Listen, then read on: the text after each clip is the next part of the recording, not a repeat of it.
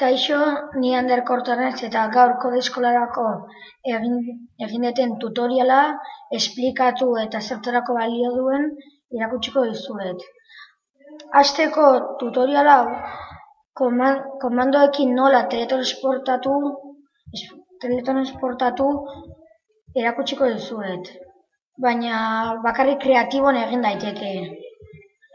Lehenengo komandoak lortzeko GIF eta gero zuen Minecrafteko izena jarri behar da.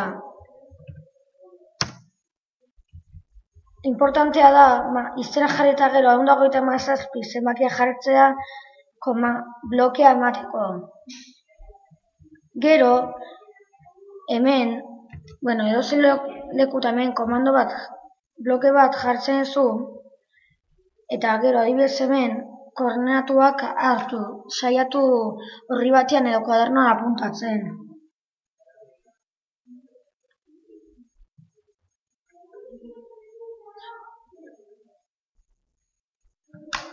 Apuntatuta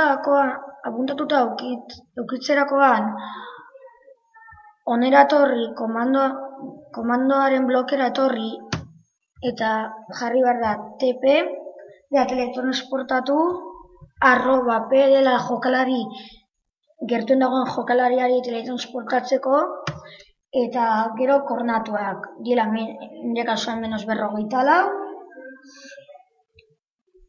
69 eta 263.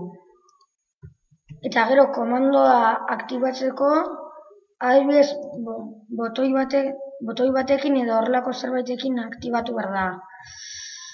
Ematen diozu eta hemen zaude. Eta galdetuko dizute, hau zertarako balio duen?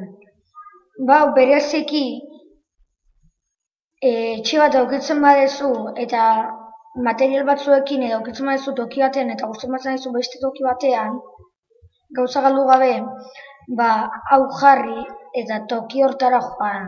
Adibidez, ni honekin egiten bezala, nola da, hemen daukaten etxe txikia, eta nire bat joan area, hau erabili dezaket.